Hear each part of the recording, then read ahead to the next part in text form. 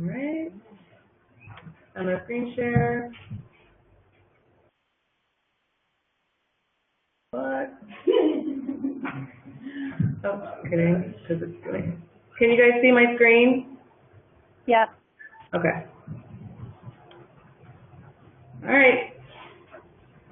Okay, so today I'm doing a training on in-house material review and some of the new material review documents, how to use the internal input review forms, and our material review guidance document. Go ahead to the next slide. So first, I just cited this section of the regulation that governs all of our material review, which I'm sure you're all familiar with, which basically says that organic products can't be made with synthetic materials unless they're provided for in the national list.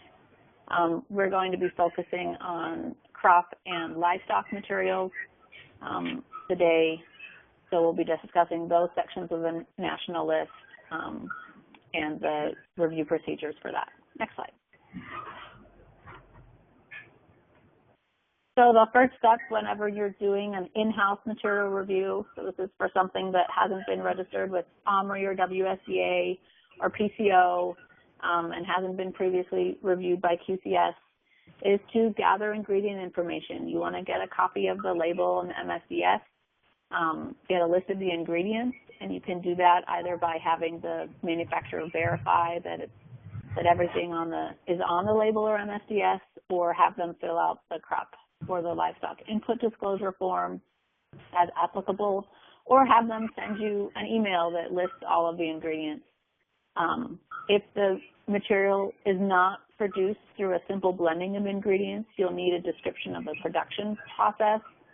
And this would be for things like compost or anything that undergoes a biological process, fermentation, decomposition, anything like that. We'll need a description of the production process, as well as making sure we understand if there's any materials that are used in the production process that aren't present in the final product. And then if there's additional info that we need, such as to verify that a certain ingredient is produced according to the specifications on the national list, you'll need to obtain that from the manufacturer as well. Next slide. So we're going to be able to use these input disclosure forms. This is, one way that we review a material for the specific use, whether it's crop production or livestock production. But we also need to know what that material is being used for, and there's categories that are listed. This is a crop input disclosure form that we send to manufacturers. But just keep in mind these categories. We don't review a fertilizer the same way we review a pesticide because there's not inert materials in fertilizers, but there are in pesticides. So make sure that you know what specifically the product is going to be used for and review it accordingly. Next slide. And then this is moving on to our internal input review checklist. And I have an example that I filled out over the next couple of slides. And I want to go over this example just to make sure you guys understand how to complete the internal input review checklist. If you remember from our presentation about a month ago, we have to use the internal input review checklist for all of the materials that we review, prohibited or allowed. I've made a couple changes to it since it first went out, just based on using it, and we'll go over those. And you all reviewed this as part of the training that we did just to gauge where folks were. And I have highlighted the sections that I filled in here. I filled in the manufacturer and the contact info. I actually had emails with a particular person, so I put her name and email address there. The status status is on the first page, but it is usually something you go back to and fill in last. And the status I wrote is that it's prohibited because it has synthetic ingredients that are not on EPA list 4A or 4B, or synthetic inert ingredients.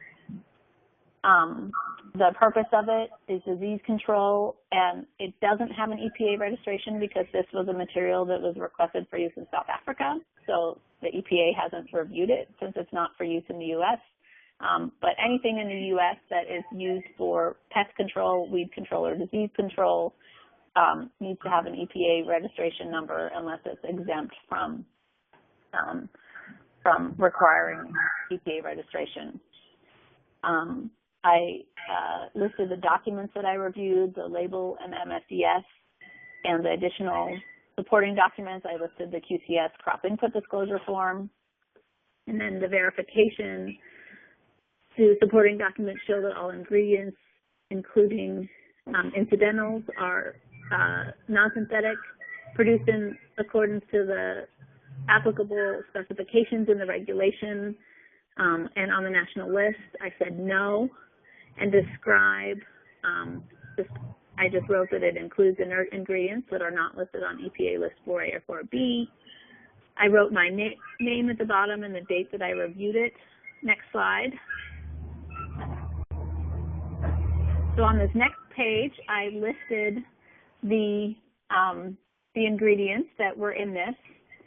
And then as far as the material classification, I updated this section of the form to make it more clear to you all that this material classification is, I want you to list here how this material would be reviewed, like if you're looking it up in the OMRI generic materials list. So here the copper hydroxide, that would be considered a fixed copper, and it's synthetic, but it's on the national list, the citation being from 205601. If it were something like, limestone, we would just list it as material classification would be mined material. However you would look it up, wherever you would look it up in the OMRI generic materials list, and use that OMRI generic materials list to help you understand, it'll guide you to the national list or guide you to the section of the regulation to help you review the materials. The rest of the ingredients were inert ingredients, so that's what I have it classified as. And I listed the citation. And I've actually changed this status column a little bit, that it now will have you check synthetic allowed or synthetic prohibited. Here I just wrote it in. It shows whether something is, if it's on the EPA list, I've listed which section it's on, EPA list 4A or 4B. If it's not on there, I've listed prohibited, not on EPA list 4A or 4B. So that it's really clear to any reviewer, anybody who picks this up, why we decided to prohibit it. And I know that with some of these materials that are prohibited, the reason we prohibit it is that we don't have full clarification of ingredients. And that would be okay to list on the previous page, and then you don't have to list the ingredients on the second page. But for materials where you do have a list of ingredients or even a partial list of ingredients, put them down and just provide as much information as you can. Even if you get to, the first ingredient turns out to be prohibited, still list all of the ingredients that are reviewed, because we may need to use this information, say if the, and this has happened before, if to be able to give this information to the NOP so they can see why we denied or prohibited the use of the material, denied or prohibited the land, and they want complete information, not just the first prohibited ingredient, but all of the prohibited ingredients that we're aware of. So list as much information and as accurately as possible. Next slide.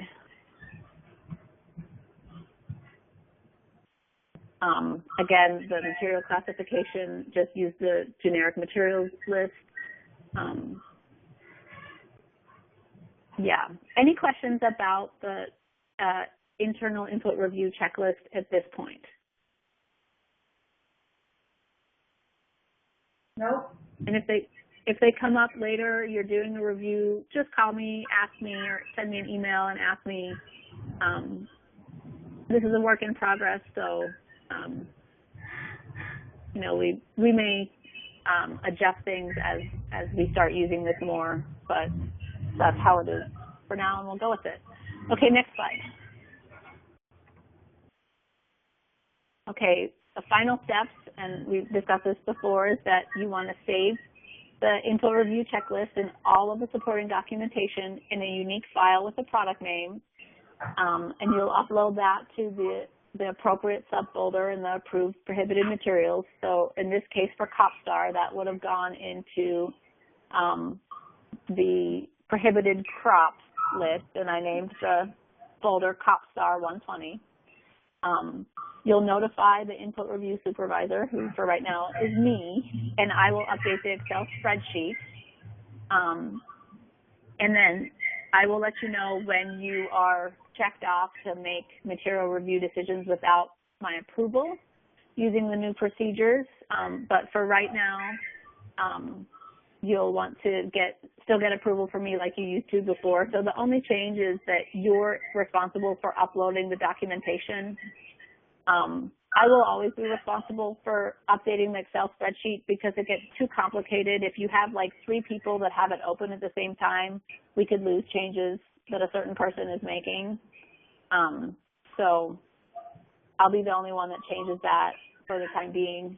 And then like if you give a recommendation that something is approved and the material, you know, you put it in the approved material folder, and then we determine that it's not approved, you can move that at a later time. And you don't have to email me all of the supporting documentation. Just put it in the folder and I can find it there. I'm going to, you know, fast track all of this stuff and not necessarily review all of the documentation. Rather, I'm going to just look at the input review checklist that you filled out, and that should give me all of the information that the documentation would provide in a really easy to read format.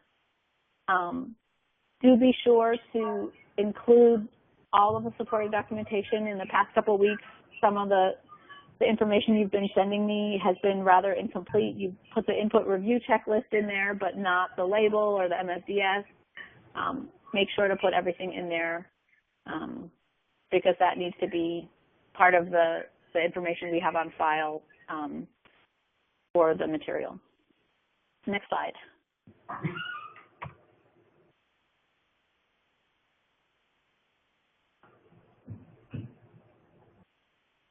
Okay, so now the rest of the presentation, I'm going to be going over a document that should have recently been uploaded to the quality system, and we're calling that our material review guidance. And I recommend pulling up this document, printing it out, having a copy at your desk. And what this has is links to a lot of resources, as well as a list of commonly reviewed materials. It's kind of like the OMRI generic materials review list. It's not as complete, but what it has on it is if any material has been subject to a policy memo or a guidance document from the National Organic Program, it has a link to that in there so that you can, you know, open up that link and be familiar with what the guidance is from the NOP. It also has, if we have specific policies on any type of materials, those policies are copied into the material review guidance. The first things that it has are what is listed on this slide. It has a link to the decision tree for classification of materials as synthetic or non-synthetic, which is NOP policy memo. It's a really, really, really great decision tree to help you determine if something is non-synthetic. It has a link to the OMRI generic materials list. I know we all have paper copies, but there's also a searchable database online. It has, I think it has just a copy of the OMRI flowcharts for evaluating evaluation of GMO inputs. It has a link to the NOSD petition substances database, which is a really, really useful tool. If something's on the national list, we need to make sure we understand how it got added to the national list and what the criteria are. It has a link to the EPA inerts list, that's EPA list 4A and 4B, and then the material review guidance list. And we'll go over some of that. We're going to go over some specific materials as well and what to look for. Next slide. Okay, here is the decision tree for classification of materials as synthetic or non-synthetic. This is still a draft guidance at this point, but if you haven't seen this, I would recommend pulling it up and having a close look at it. It's really good. So we start with the substance. Is it manufactured product or extracted from a natural source? If not, it's synthetic. And this would go for any ingredients in that substance as well. Has a substance undergone a chemical change so that it is chemically or structurally different than how it naturally occurs?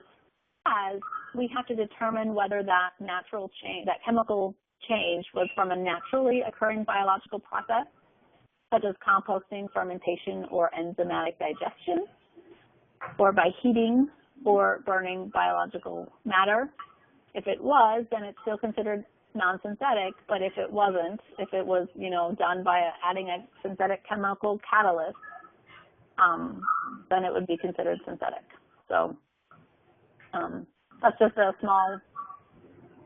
small decision tree that can be very helpful. Some of these, naturally occurring processes, like I know that we look at acetic acid to make sure that or citric acid even, to make sure that they occur by natural fermentation and not through a synthetic process. Next slide. Is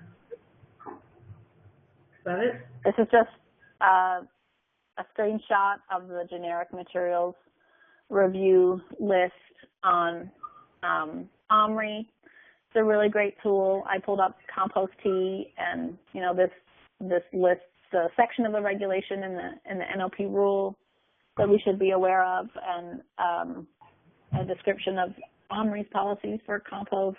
That just a great resource. So there's a link to that in the material review guidance. Next slide.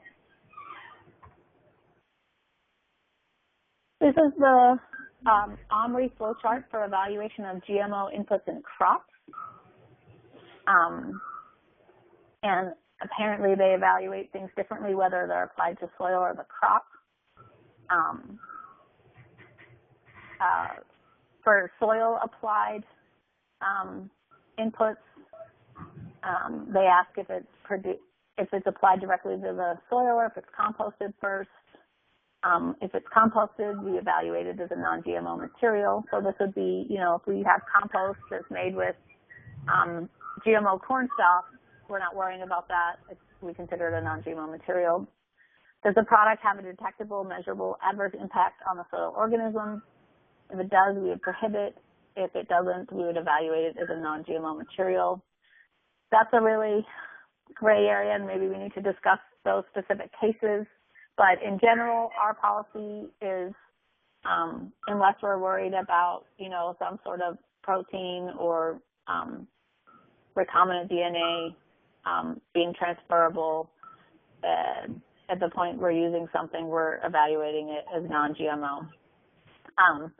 As far as applying to crop, we're looking at whether there's an intact protein that poses a potential risk to human health or the environment. I can't think of specific examples where we haven't allowed, like, say, GMO crop residue to be used with direct application to soil or crops. But if they come up, maybe we should discuss them at the staff meeting so everyone's aware of them, but I'm not familiar with them. Next slide. And this is looking at GMO evaluation for livestock materials. And this gets a little more complicated, but I think it's really, really important. This is looking at nutrition versus healthcare or production aids. If it's For nutrition, we need to make sure that anything that is in a feed substance that is agricultural has to be organic. I don't know why this flow chart, maybe it's because it's old. I don't know why it says are all allowed non-organic ingredients, non-GMO, because we don't allow any non-organic ingredients, but in a feed material.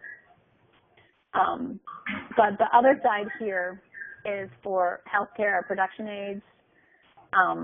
If it's an allowed synthetic medication and the active ingredient is non-GMO, we evaluate it as a non-GMO material. So this means that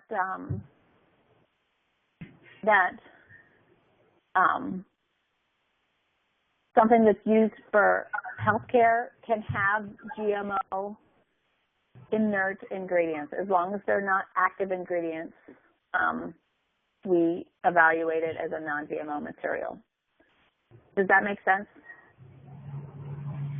You said something that's used for healthcare can have GMO ingredients as long as they're not active, and if that's the case, then you evaluate it as a non-GMO ingredient? Or? That's correct. Okay. That's correct. And that's following along the right-hand side of this here. Yeah, and then the same would go for, and we'll discuss this specifically later, the same would go for like vitamins and minerals. Sometimes vitamins, I guess it's vitamins more so than minerals. Sometimes vitamins, like what is an acceptable vitamin from AFCO, they contain other ingredients like carriers in them, and we don't have to worry about any of that with vitamins. Vitamin A, vitamin D, those types of things. We do not have to worry about the GMO status of vitamins. We do about carriers and minerals because any carrier would have to be organic, but not in vitamins as long as it's part of the vitamin itself that is approved by the FDA or AFCO, the American Association of Feed Control Officials. And I'll get into that a little more later. Next slide.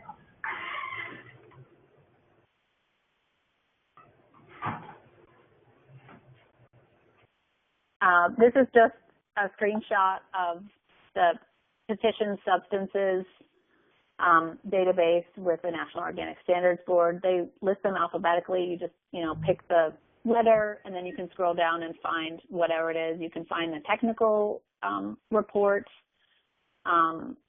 Anything highlighted, you can sometimes find the petition, but oftentimes there's not a direct link to that, but I would recommend being familiar with the petition substances and the technical reports for those as well. EPA inerts list, they're accessible online, and there's a link to them in the material review guidance. It's just a screenshot for it. Next slide. This is just a screenshot of the first page of the material review guidance and shows you how it's set up. I have the input, the type of input listed, the citation in the NLP, and then restrictions or notes, links to, like you can see under aquatic plant extracts, there's a link to the NLP policy memo on aquatic plant extracts. And we're going to go through some specific materials for both crops and livestock with the next slide. Okay, first one that I picked to discuss was the aquatic plant extracts. This is a synthetic material that's on the national list. It can be used when the extraction process is limited to the use of potassium or sodium hydroxide, and the solvent amount used is limited to the amount necessary for extraction. The use of phosphoric acid or other synthetic acids for pH adjustment is prohibited in aquatic plant extracts. So phosphoric acid or other synthetic acids are allowed for pH adjustment of liquid fish products, but not for aquatic plant extracts. And that's clarified in that NLP policy memo as well. Stop me if you guys have questions about any of these specific materials. The rest of the presentation is just going to be about specific things to look for with certain materials. And so, like with this aquatic plant extract, if you're reviewing something that is an aquatic plant extract, you'll need to verify, say, that the extraction process is limited to the use of potassium hydroxide or sodium hydroxide. Verify that that's what the extractant is, and you'll need the manufacturer to verify that the solvent is limited to the amount necessary for extraction. You'll want to double check the NPK analysis and make sure there's not like extra potassium that's coming from the potassium hydroxide. You can see that on the label as well. Next slide. Blood meat and bone meal, a special thing to look out here. These are non-synthetics, and we need to make sure that they don't contain synthetic additives such as preservatives or fertilizer charges that are not on the national list. So those are the specific things to look out for with that.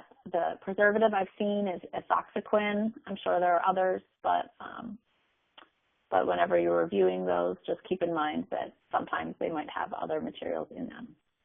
Next slide. Homemade pesticides, we have a policy on this that is part of our policy handbook. We don't require EPA registration for pesticides that are made on farm and are not marketed or labeled for use on other farms. This would be things like vinegar, milk, garlic, hot pepper, and household soaps.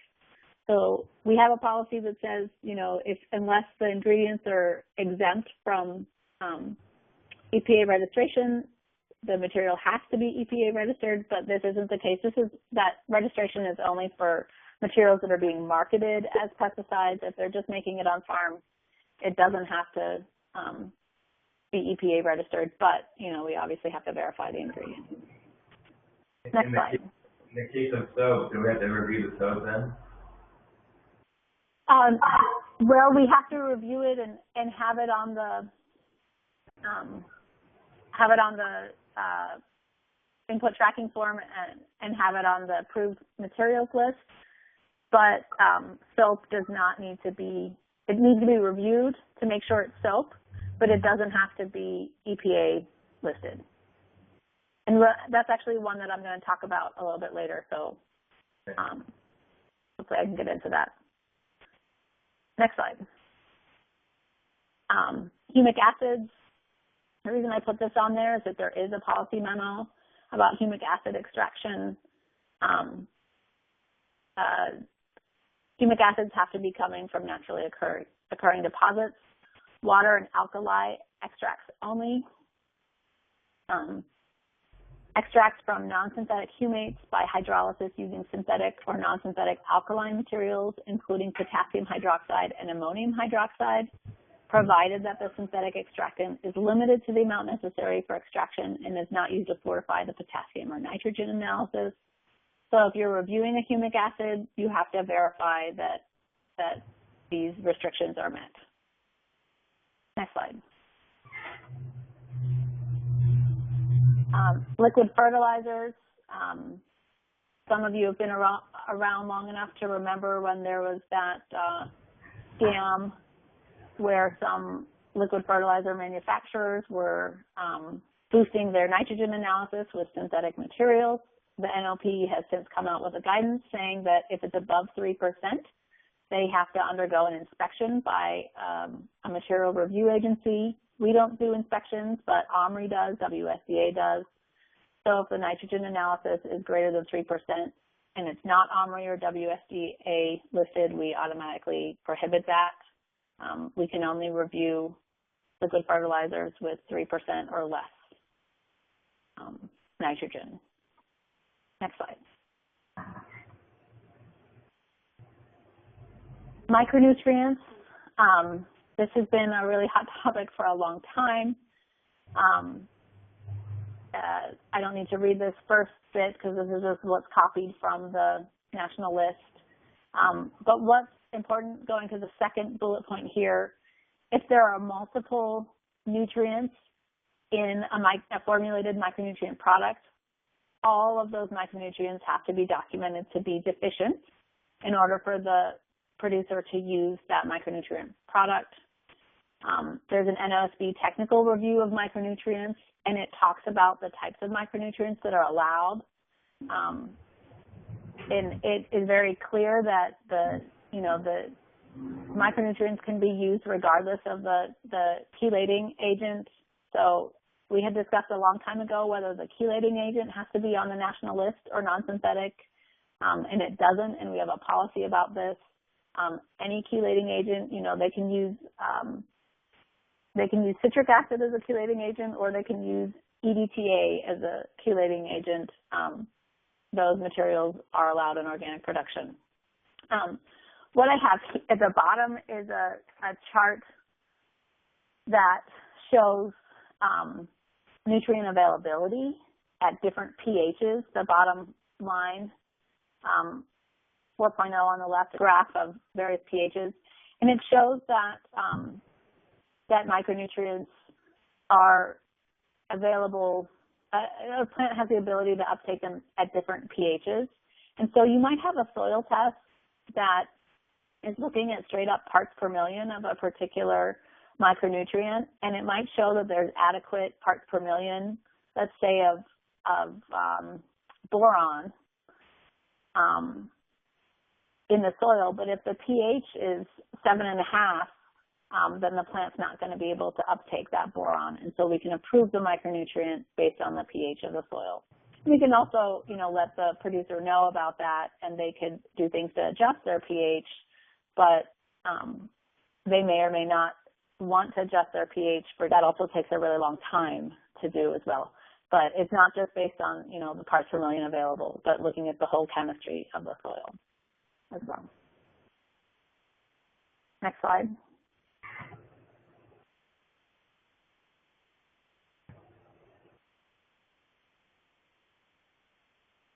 Mine minerals, we'll want to make sure that there are no synthetic additives like dust suppressant. It's usually sufficient to check the MSDS for mine minerals. They will list if there's a dust suppressant in it, they'll list it. They'll also list, if there's like a binder or something in it. The one that's most common is lignin sulfonate, which is allowed, but it's usually sufficient to check the MSDS for all of the ingredients in a mine mineral. But if you're not able to get an MSDS or you're not sure, just get something from the manufacturer that there's no additives. Next slide. Off-farm topsoil, we discussed this recently, what our policy is with that. So the NOP has made it clear that we can't use off-farm topsoil to replace soil on conventional land that hasn't undergone the 3 years free of prohibited substances. But farmers often want to get topsoil from other places. They might mix it in their compost or, just want to add topsoil. It can be used as a crop production input with verification that no prohibited substance have been used on that other land where the topsoil came from for at least 3 years prior to when the soil was removed. Peat moss. This is a sticky one because peat moss will often have synthetic wetting agents or maybe even a fertilizer charge that's not on the national list, and it is almost never on the label. Almost never, and I've seen producers use peat moss that is from the same company that has OMRI listed peat moss, but it's not the same formulation of peat moss because it has a different, a synthetic wetting agent or something in it. So you almost always need to verify with the manufacturer that there's no additives in peat moss because they don't have to appear on the label. And if it's, So be sure to double check that when you're reviewing peat or peat mosses. Next slide. This is just for Ryan. Soaps. Soaps are defined as a salt of a fatty acid. Insecticidal soaps must be made of salts of fatty acids. These are usually ammonium, sodium, or potassium salts. I pulled up this MSDS here for safer brand insect killing soap, and it shows the ingredient being the potassium salt of fatty acids. One thing to be aware of is that detergents, such as laundry detergents, are not the same as soap. They're not made by saponification. It's chemically different than soap, and detergents can't not be used as insecticidal soap under the NOP rule. I know some people they'll say, what's the difference between like laundry soap and dish soap? They're different. Laundry soap is made differently. It's considered a detergent, and it's not allowed. So that's just something to be aware of. Does that answer your questions about soaps, Ryan? Yeah. So we just got to make sure and that's that why, so. Yeah, that's why we have to do an internal review of it, because not everything that people might call soap is actually soap. So have you been able to find that on an MSDS sheet or? Yeah, you should be able to find it. If it says like ammonium salt of fatty acid or potassium salt of fatty acid, then you're good to go.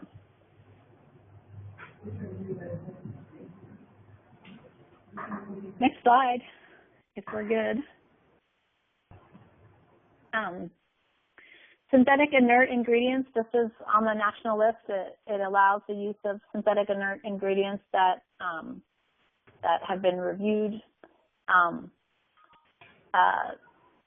It cannot have active pesticidal properties, and it has to be used with non-synthetic substances or allowed synthetic active pesticide ingredients. It has to be listed on that. There's a link in this guidance document on the reassessed inert ingredients. Some materials have been revoked. So it's really important to remember that inert ingredients apply only to pesticides. And if you look up the EPA definition of pesticides, that's for anything that would kill or hinder a pest. So weed control, disease control, insect control, those are all considered pesticides. I've had manufacturers try to argue with me that an ingredient is an inert in a fertilizer formulation, but that doesn't work. There's no such thing as an inert ingredient in a fertilizer. We use the EPA definition, and it is only in pesticides. Next slide.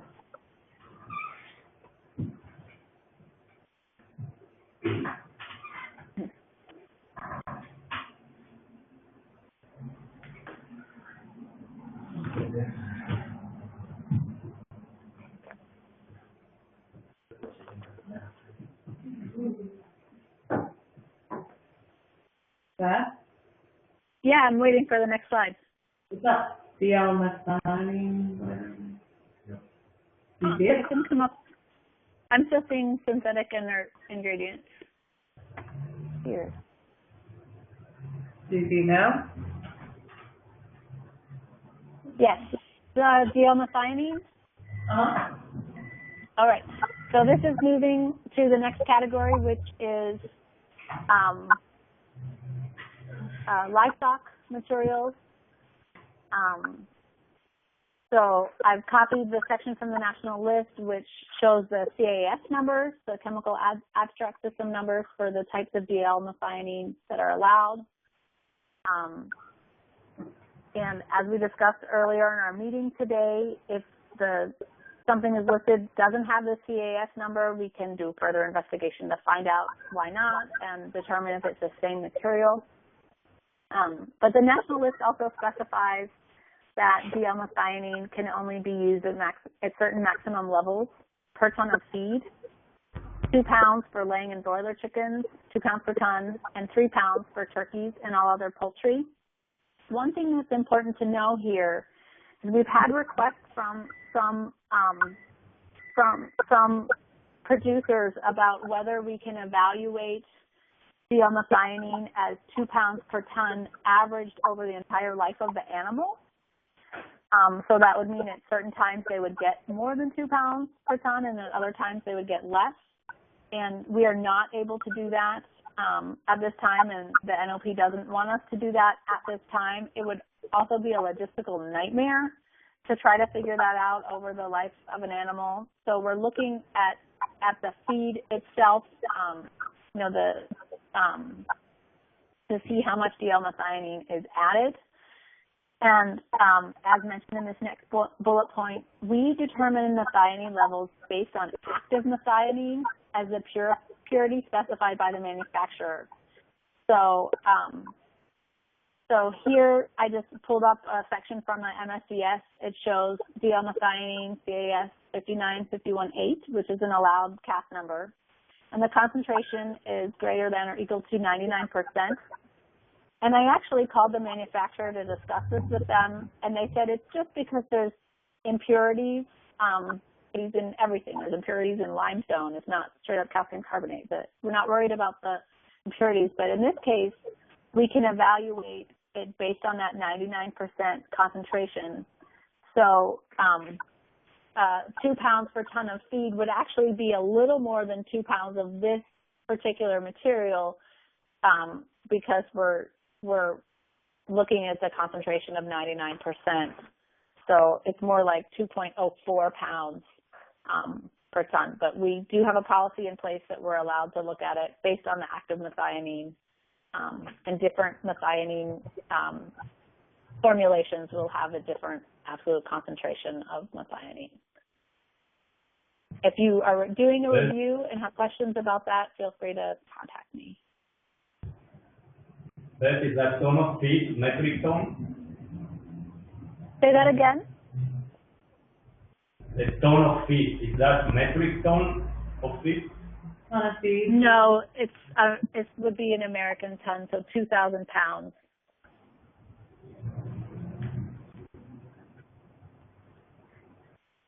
I don't know what our ton system is called. Electrolytes. Go ahead.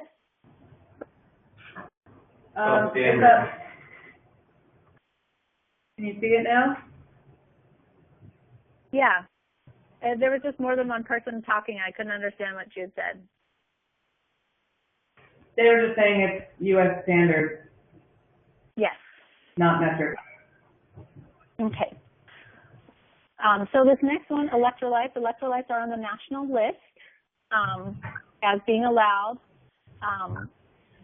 and we can approve electrolytes for healthcare. And we need to make sure that electrolytes don't contain antibiotics. That they'll be listed on the label if they do have them. Allowable electrolytes include but are not limited to sodium chloride, which is basically salt, sodium bicarbonate, calcium borogluconate, sodium carbonate, potassium chloride, potassium bicarbonate, dextrose, and glucose. So all of those things are allowed. However, electrolyte formulations containing glycine are not allowed. I've seen this a couple of times. Glycine is actually a synthetic amino acid. It is not an electrolyte, so we need to double check to make sure there's not glycine in them. So this is why things like calcium gluconate, calcium borogluconate, those types of things are allowed for healthcare, is that they're considered electrolytes. Next slide.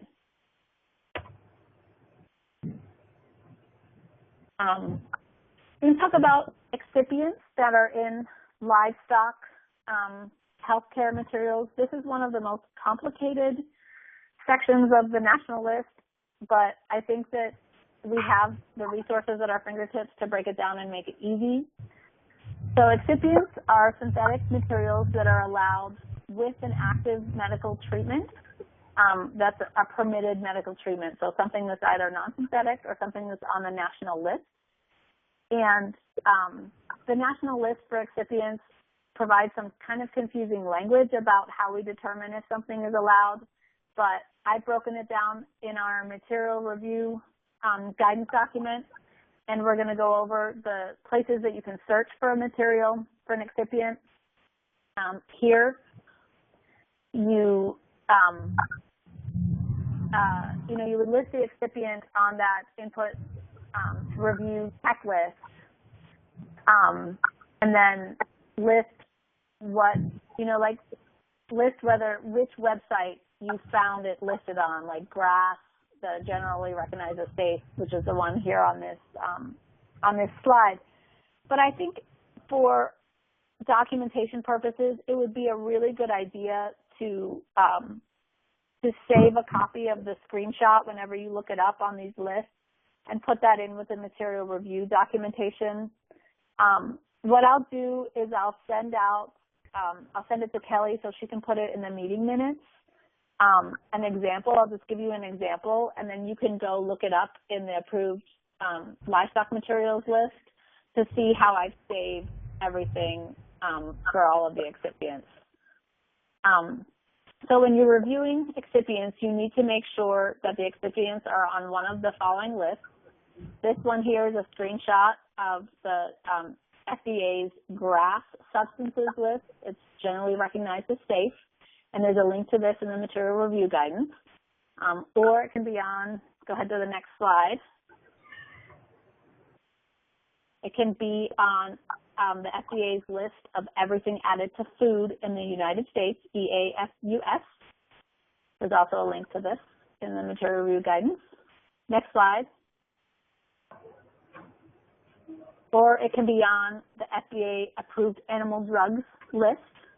Here's a link to it. Next slide. It can be on the FDA inactive ingredients database. This is inactive ingredients for approved drug products. So there's another place you can look for it. I believe there's one more. Next slide. Oh, no, that was it. So there are 4 different lists that you can look on.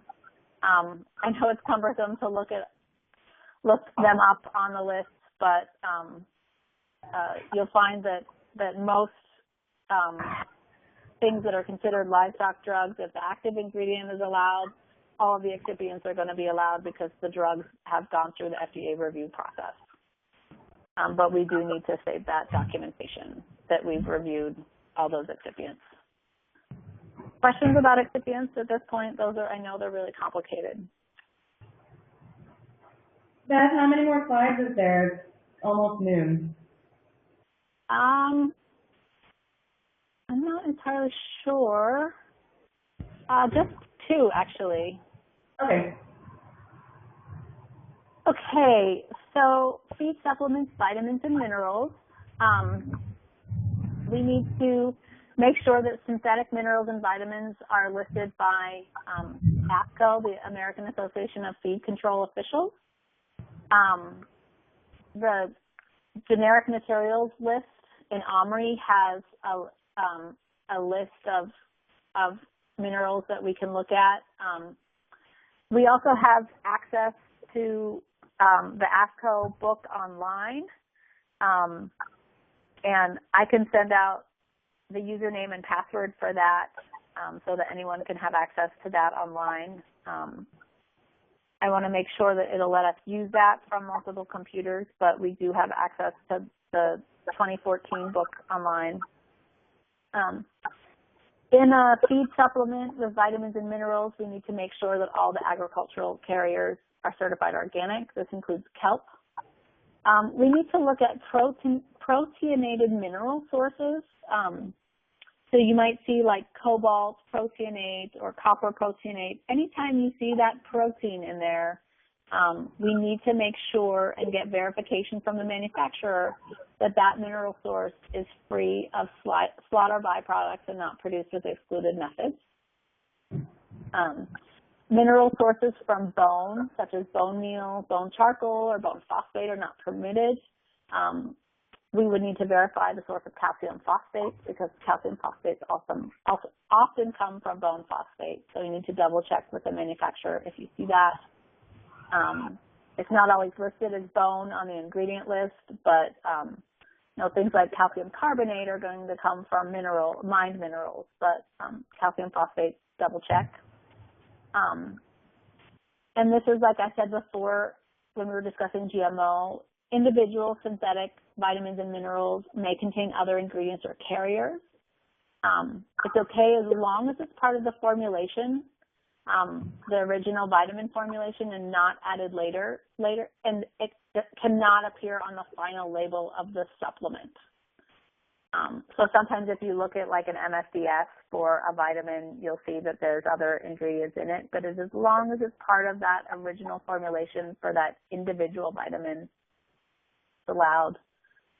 And boron is prohibited as a feed supplement. It is not an allowed mineral in feeds. These feed supplements can get kind of complicated.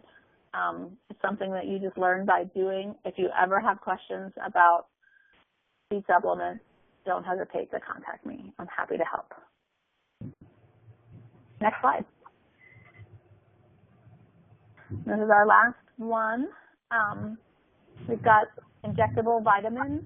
So these would be things like vitamin B12, vitamin C. We see a bunch of different vitamins.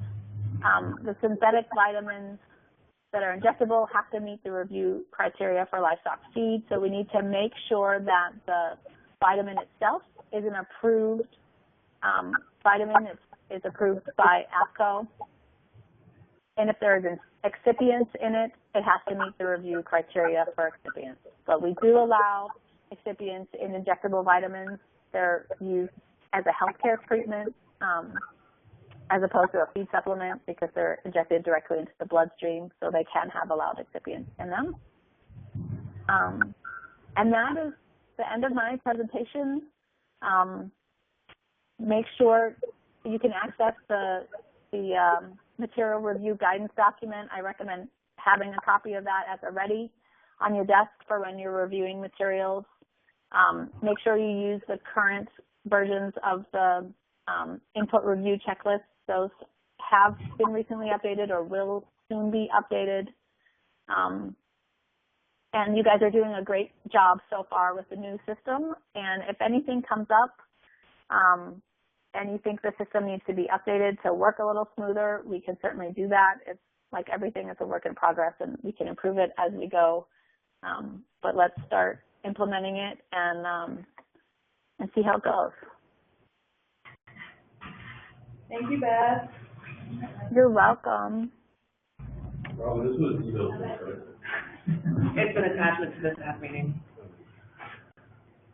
All right. Don't go yet. I have one more thing to go over.